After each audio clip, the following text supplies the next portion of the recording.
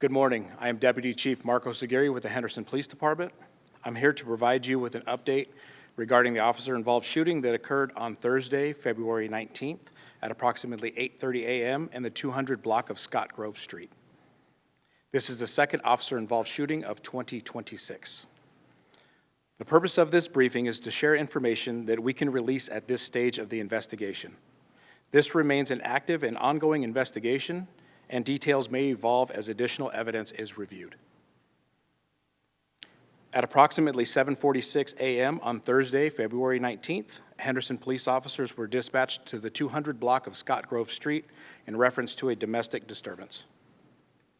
Prior to officers arriving, dispatch advised the caller reported her ex-boyfriend had recently been released from jail, was threatening to kill her, and was preventing her from leaving the home.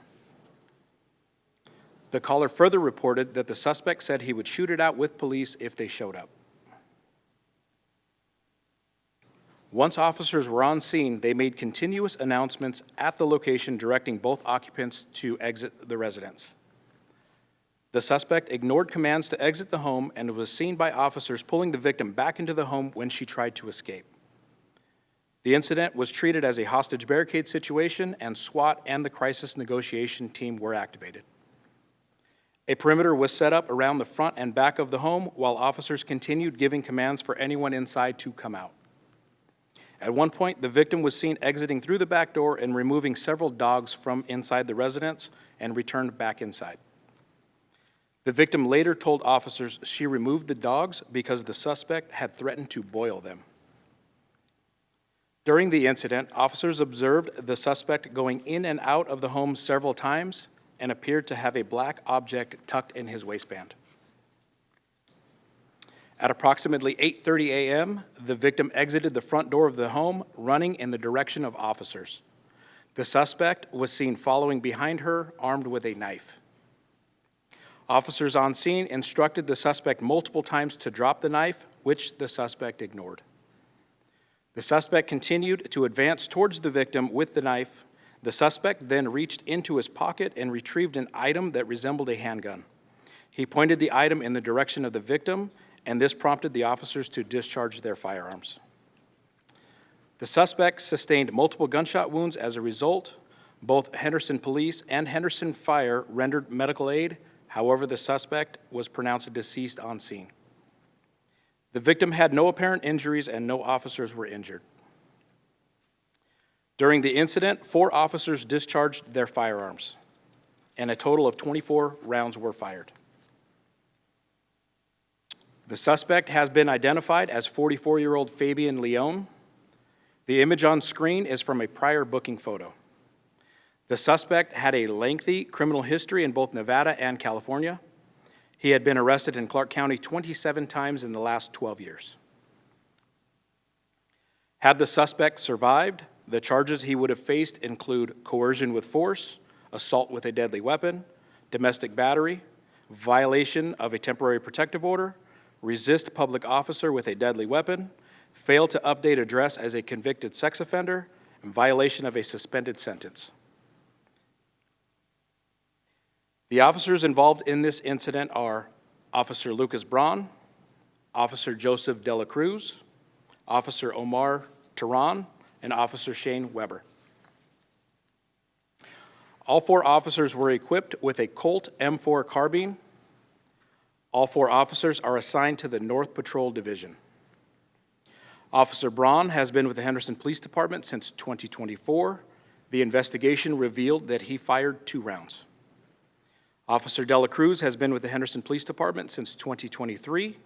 The investigation revealed that he fired 7 rounds. Officer Tehran has been with the Henderson Police Department since 2020. The investigation revealed that he fired 1 round. Officer Weber has been with the Henderson Police Department since 2020. The investigation revealed that he fired 14 rounds.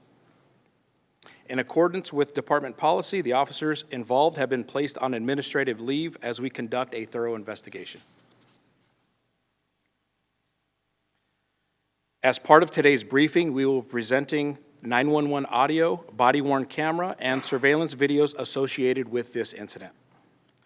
We will start with a portion of the initial 911 call from the reporting party. He's going to come out from the bedroom, and I cannot be on the phone with you. He will kill me. Okay, does he have any weapons? No, but he said that he would go into a shootout with you guys if you guys came. But he just hurry. I can't get on the phone. Hold on, who else is in the house? I have to hang up. He's going to let me hang up. He's coming out. I cannot be on the phone. Don't hang up, just leave the line open. He's going to kill me. Hang up, just leave the line open. Who else is in the house with you? Next is the body-worn camera video from an officer on scene showing the moments leading up to the shooting. At the start of the video, there is no audio due to a brief buffering period while the body camera activates.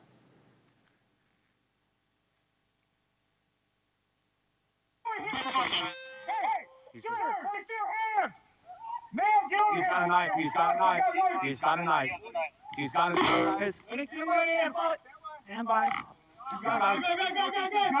Drop it down! Down! Keep firing, keep firing! Next is surveillance footage from a nearby home. This shows an overhead view from the moment the victim exits the residence to when police officers discharge their firearms. This is the Henderson Police Department. Come outside the front door.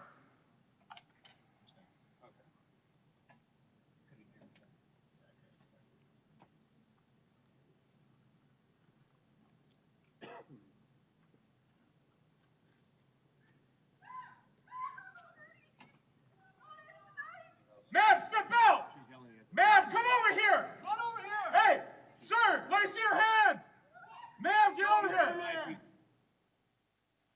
Sir, he's got a knife! He's got a knife. He's got a knife, guys. Let us see your hands! Stand by. He's got a knife.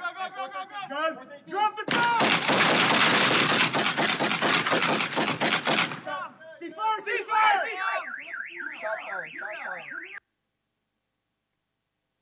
Here are close-up images showing the weapons recovered from the suspect. On the left is a kitchen knife. On the right is an L-shaped metal object that resembles the color and shape of a handgun. The final video we will show today is from the body-worn camera of another officer on scene. This shows a brief interaction between the victim and police immediately following the shooting. The department is sharing this clip because the victim has already spoken about these claims in media interviews. Right now, okay?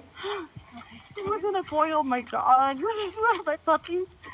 You didn't do anything to you. Yeah, he hit me. He punched me a few times and stuff, but I got out of it. I just killed my puppies both. We're gonna get your puppies, okay?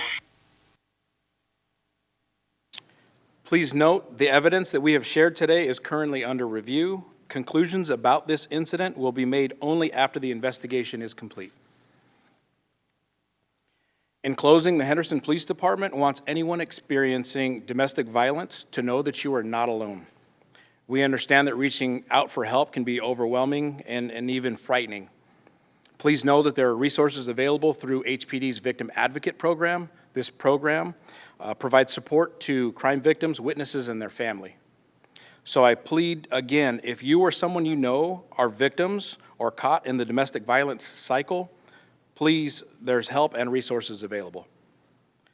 This concludes the briefing, and I will now take a couple of questions. Sir. Can you sort of describe the L-shaped weapon that the suspect had?